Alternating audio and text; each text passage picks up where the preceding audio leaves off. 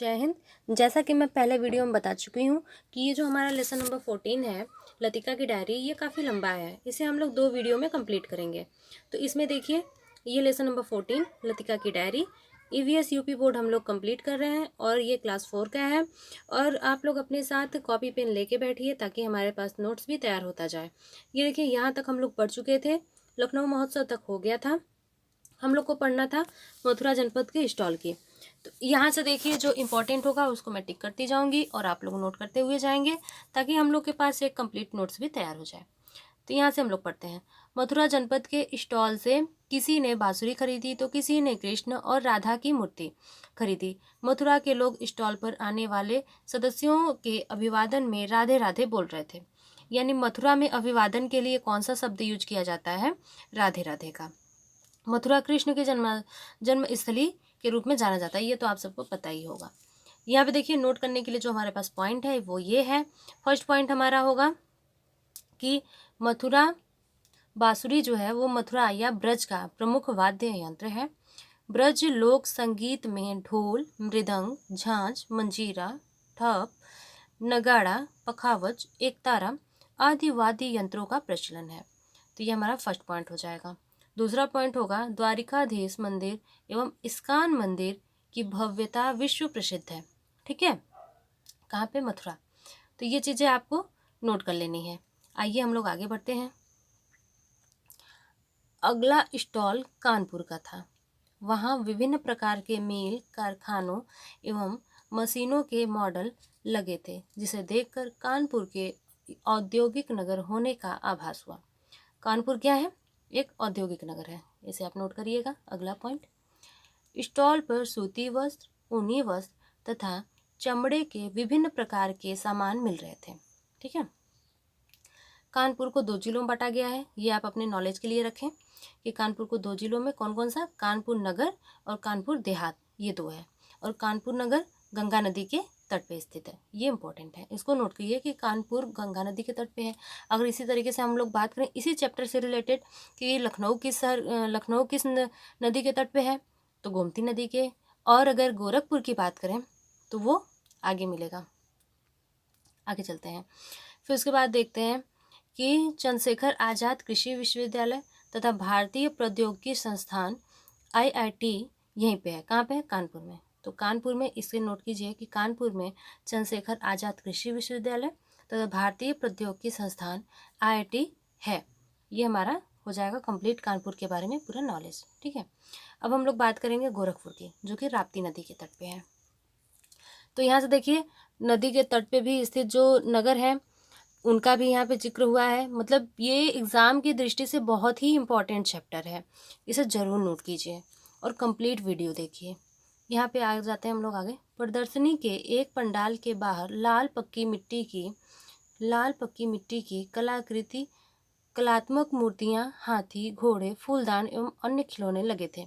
लाल पक्की मिट्टी की जो कलात्मक मूर्तियाँ हैं उसे हम लोग क्या कहते हैं? टेराकोटा कहते हैं। टेराकोटा के खिलौने हैं। ठीक है, तो कहाँ की है ये है गोरखपुर की। ये स्टॉल गोरखपुर का था। गोरखपुर राप्ती नदी के पूर्वी तट पर स्थित है। इसे जरूर नोट कीजिए। गोरखपुर कहाँ स्थित है? राप्ती नदी के पूर्वी तट पर स्थित है। और यहाँ का प्रसिद्ध क्या क्या है, तो इसे भी हम लोग नोट करेंगे। गोरखनाथ मंदिर, गीता प्रेस परिसर, आरोग्य मंदिर, रामगढ़ ताल, गीता वाटिका आदि दर्शनीय इमारतें एवं स्थल हैं। ठीक है ना, तो यहाँ का इंपॉर्टेंट क्या क्या हो गया? गोरखनाथ मंदिर, ये सब सारी चीज़ें यहाँ की इंपॉर्टेंट हो गई, इसे नोट कर लीजिएगा। यहाँ का सूती वस्त्र उद्योग प्रसिद्ध है। कई चीनी मिलों के अलावा यहाँ उर्वरक का बड़ा कारखाना भी है। ठीक, शिक्षा के क्षेत्र में ये नोट कीजिए। शिक्षा के क्षेत्र में कौन कौन सा विद्यालय है यहाँ पे? दीनदयाल उपाध्याय विश्वविद्यालय, क्या है? दीनदयाल उपाध्याय विश्वविद्यालय अपनी उपलब्धियों के लिए विख्यात है। ठीक है, और जो मोस्ट इम्पॉर्टेंट हमारा होगा इसमें गोरखपुर से रिलेटेड वो ये है, देश का सबसे लंबा रेलवे प्लेटफॉर्म गोरखपुर का है। ये पूरे देश की बात कर रहा है। ठीक है, तो ये इंपॉर्टेंट है, इसको जरूर नोट कीजिए। और इस टाइप के जो क्वेश्चन होते हैं वो हर एग्जाम में पूछे जाते हैं, तो इसको आप लोग जरूर नोट करिए। गोरखपुर के पंडाल के पास ही वाराणसी का पंडाल लगा था, जहां आधुनिक तकनीकी द्वारा चलचित्र के माध्यम से वाराणसी दर्शन कराया जा रहा था। वाराणसी से लगभग 8 किलोमीटर दूर, वाराणसी से कितने किलोमीटर दूर? 8 किलोमीटर दूर सारनाथ में बुद्ध ने अपने 5 शिष्यों को सबसे पहले बौद्ध धर्म की शिक्षा दी। ठीक है, कहाँ पे? सारनाथ में। भगवान बुद्ध ने अपने बौद्ध धर्म की शिक्षा या उपदेश सबसे पहले कहाँ दी? तो सारनाथ में दी। वो इससे वाराणसी से 8 किलोमीटर दूर है और जो उन्होंने शिक्षा दी थी उसे धर्म चक्र प्रवर्तक भी कहा जाता है। तो इतनी चीज़ें आप नोट कीजिएगा। और क्या है यहाँ पे? सारनाथ में एक राजकीय संग्रहालय भी है जहाँ सम्राट अशोक द्वारा बनवाए गए 4 सिंहों वाला स्तंभ भी रखा है। 4 सिंहों वाला जो स्तंभ है, जो यहाँ पे आप देख रहे हैं, हमारा जो राज चिन्ह है वो क्या है? जो एक तरफ मतलब पीठ से पीठ सटा करके 4 सिर होते हैं, ठीक है ना। तो इनको क्या बनाया गया? हमारा राज चिन्ह भी बनाया गया है। तो इसे आप लोग ज़रूर नोट कीजिए। और इसकी दृष्टि से, एग्ज़ाम की दृष्टि से तो ये वाराणसी बहुत ही इम्पोर्टेंट है। यहाँ से कई पॉइंट आप लोग नोट किए होंगे। आगे चलते हैं। महामना मदन मोहन मालवीय द्वारा स्थापित शिक्षा का प्रमुख केंद्र बनारस हिंदू विश्वविद्यालय यहीं स्थित है। अगर बात करें हम कि BHU की, जिसे बनारस हिंदू विश्वविद्यालय कहते हैं, कहाँ पे है? तो वाराणसी में है। किसने बनवाया है? तो महामना मदन मोहन मालवीय ने बनवाया है इसे। तो यहाँ से इसको भी नोट कर लीजिएगा। आगे चलते हैं। चलचित्र पर दशाश्वमेध घाट की गंगा आरती का संगीतमय कार्यक्रम देखना हम सभी को बहुत अच्छा लगा। हम सबने विश्वनाथ मंदिर के साथ ही, ये देखिए इसको नोट कीजिए, विश्वनाथ मंदिर कहाँ पे है? यहाँ पे वाराणसी में है। ज्ञानवापी मस्जिद भी कहाँ पे है? वाराणसी में है। इसको जरूर नोट कीजिएगा। ये काफ़ी इस टाइप के क्वेश्चन जो है वो काफ़ी एग्जाम में पूछे जाते हैं कि ये मंदिर कहाँ पे है, वो मंदिर कहाँ पे है, ज्ञानवापी मस्जिद कहाँ पे है, या फिर विश्वनाथ मंदिर कहाँ पे है। तो इसको आप ज़रूर नोट कीजिए ताकि हम लोग क्वेश्चन गलत ना करें। फिर उसके बाद प्रसिद्ध शहनाई वादक स्वर्गीय बिस्मिल्लाह खां, तबला वादक किशन जी महाराज, कथक नर्तक बिरजू महाराज तथा ठुमरी गायिका स्वर्गीय गिरजा देवी ने वाराणसी को विशेष संस्कृत पहचान दी। ठीक है, तो ये लोग कहाँ से रिलेटेड है? वाराणसी से रिलेटेड है। और इन लोग का नाम जरूर याद कीजिए। जैसे शहनाई के लिए कौन प्रसिद्ध है? बिस्मिल्लाह खां। तबला के लिए कौन है? तो किशन जी महाराज हैं। कथक के लिए कौन है? बिरजू महाराज हैं। तो ये चीज़ें जरूर नोट कीजिएगा इस तरीके से। आगे चलते हैं। वाराणसी जरी और रेशम के काम के लिए जाना जाता है। ये भी इम्पोर्टेंट है कि वाराणसी में जरी और रेशम का कार्य मशहूर है। यहाँ की साड़ियाँ पूरे देश में प्रसिद्ध हैं। वाराणसी को काशी और बनारस भी कहा जाता है। यह गंगा के किनारे बने घाटों के लिए प्रसिद्ध है। पहले तो गंगा नदी किनारे है, तो ये चीज़ भी देख लीजिए कि वाराणसी कहाँ पे है? तो गंगा नदी के किनारे है और गंगा नदी के घाटों के लिए भी प्रसिद्ध है वाराणसी। ठीक है, अब हम आगे चलते हैं। अब हम झांसी के स्टॉल पर आ गए थे। झांसी एक ऐतिहासिक शहर है जो बुंदेलखंड क्षेत्र के अंतर्गत आता है। झांसी किस क्षेत्र के अंतर्गत आता है? बुंदेलखंड। ये जो मैं ऐसे अंडरलाइन कर रही हूँ, ये समझ लीजिए कि हमारा अगला पॉइंट है। तो इसको आप पॉइंट वाइज पॉइंट नोट करते जाइए ताकि याद करने में भी आसानी होगा। पंडाल में रानी लक्ष्मीबाई की घोड़े पर बैठी हुई मूर्ति सबका ध्यान अपनी ओर खींच रही थी। राजसी कपड़ों, मूर्तियों, प्राचीन हथियारों की प्रदर्शनी को देखकर ऐसा प्रतीत हो रहा था कि वे बुंदेलखंड की कहानी कह रहे हैं। झांसी का किला शहर के मध्य, ये इंपॉर्टेंट लाइन है, एकदम बहुत ज़्यादा इंपॉर्टेंट है। क्या? झांसी का किला शहर के मध्य बंगरा नामक पहाड़ी पर स्थित है। अगर मान लीजिए यूपी स्पेशल से अगर डीप से क्वेश्चन पूछेगा तो ये पूछ सकता है कि झांसी का किला किस पहाड़ी पर स्थित है। तो शहर के मध्य में है और बंगरा नामक पहाड़ी पर स्थित है। इसे इंपॉर्टेंट करिए। यह किला भारत के बेहतरीन किलों में एक है।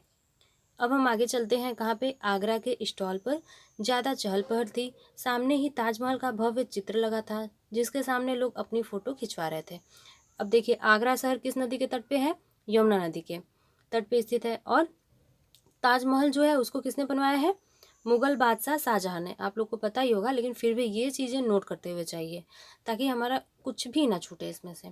और ताजमहल विश्व के 7 आश्चर्यों में से एक है। यह इमारत विश्व की धरोहर है और देश विदेश में प्रसिद्ध है। आगरा के समीप स्थित, ये देखिए इंपॉर्टेंट हो गया कि आगरा के ही समीप क्या है? फतेहपुर सीकरी है, जिसे किसने बसाया है? तो मुगल बादशाह अकबर ने बसाया है।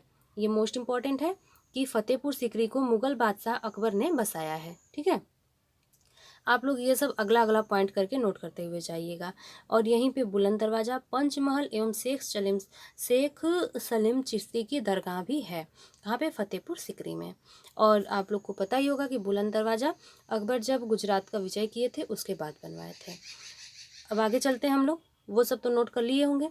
आगे देखिए, महोत्सव के विभिन्न अंचलों की खाने पीने की चीज़ों का स्टॉल अन्य स्टॉल से थोड़ा हटकर लगाया गया था। हम सब ने बनारस का, अब यहाँ से देखिए इंपॉर्टेंट क्या है, बनारस का क्या, मलइयो यानी कि दूध से बना व्यंजन, और लखनऊ का मुगलई पराठा, ये दोनों यहाँ की इंपॉर्टेंट है। यानी बनारस का मलइयो और लखनऊ का मुगलई पराठा। बनारस की कचौड़ी जलेबी भी काफ़ी प्रसिद्ध है। और आगरा का क्या है? पेठा है। लखनऊ की रेवड़ी है। मथुरा का पेड़ा है। ठीक है, तो इसमें आप कंफ्यूज नहीं होइएगा और इसको पॉइंट बाय पॉइंट नोट करते जाइएगा, हम लोग का जो पॉइंट है। आगे चलते हैं। लखनऊ महोत्सव में मनोरंजन के लिए सांस्कृतिक मंच बना था। मंच पर आयोजित कार्यक्रमों में मथुरा की, यहाँ से देखिए, मथुरा की प्रसिद्ध गायकी रसिया, मथुरा का प्रसिद्ध गायकी क्या है? रसिया है। ठीक है ना। उसके बाद क्या है? ठुमरी का प्रस्तुतिकरण हुआ। मथुरा का प्रसिद्ध गायकी रसिया और ठुमरी हो गया। मंच पर तबला और शहनाई की जुगलबंदी भी देखने को मिली। झांसी के बुंदेलखंडी लोक नृत्य के कलाकारों ने परंपरागत वेशभूषा में नृत्य प्रस्तुत करके सभी दर्शकों का मन मोह लिया। अब हमारी वापसी का समय हो रहा था। हम सब बस में सवार हुए, प्रयागराज जा रही थी। ठीक है, और यहाँ पे ये चीज़ बताया गया है कि अलग अलग भाषाओं का प्रयोग किया जा रहा था। जैसे यहाँ पे आप लोग कुछ भाषाएं देख सकते हैं। यहाँ पे देखिए, ये दिया हुआ है, खड़ी बोली में है तुम्हारा क्या नाम है, तो अवधी में ही वही है कि तुहार का नाम है। इसी तरीके से आओ बैठो, आवा बैठा, ये सब क्या है? भोजपुरी में है। ठीक है ना। खड़ी बोली में ये सब है और इधर अवधी में दिया है। फिर उसके नीचे देखेंगे तो इधर ब्रज में है और इधर बुंदेली में है।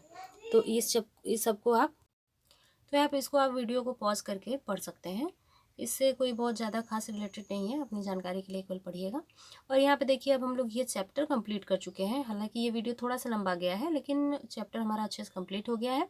अब इसमें तो काफ़ी कुछ क्वेश्चन बन रहे हैं, लेकिन जो हमारा 3 क्वेश्चन होता है डेली का, उसको हम लोग डिस्कस करेंगे। तो आप लोग अपना क्वेश्चन आंसर करिएगा। अभी हम लोग इससे रिलेटेड क्वेश्चन देख लेते हैं। वैसे तो ये चैप्टर एग्ज़ाम के लिए बहुत ज़्यादा इंपॉर्टेंट है, लेकिन इससे जो हम लोग 3 क्वेश्चन करते हैं उसको ही देख लेते हैं। तो आइए क्वेश्चन पहला करते हैं। गोरखपुर किस नदी के तट पर स्थित है? ऑप्शन ए राप्ती नदी, ऑप्शन बी ताप्ती नदी, ऑप्शन सी गंगा नदी और ऑप्शन डी है यमुना नदी। तो हमारा राइट आंसर होगा ऑप्शन ए राप्ती नदी। अगला क्वेश्चन देख लेते हैं। ज्ञानवापी मस्जिद कहाँ स्थित है?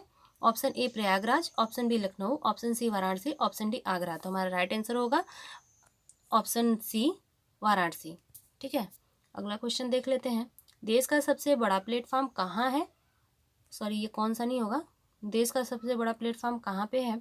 तो ऑप्शन ए है मुगलसराय, ऑप्शन बी है गोरखपुर, ऑप्शन सी वाराणसी और ऑप्शन डी है लखनऊ। तो हमारा राइट आंसर होगा ऑप्शन बी गोरखपुर, क्योंकि अभी हम लोग इसका डिटेल पूरा देख लिए हैं। और जो ये चैप्टर था वो एग्ज़ाम के लिए तो बहुत ज़्यादा इंपॉर्टेंट था, इसीलिए इसको बहुत अच्छे से आप लोग नोट्स बनाइएगा, केयरफुली नोट्स बनाइएगा, नोट्स ज़रूर बनाइएगा। और आपको ये वीडियो कैसा लगा, आप हमें अपना कमेंट ज़रूर दीजिएगा, ताकि हम अपने वीडियो में और संशोधन कर सकें और सुधार कर सकें और आपके लिए अच्छा यूजफुल बना सकें। ठीक है, और अब हम लोग मिलेंगे अगले वीडियो में, तब तक के लिए जय हिंद।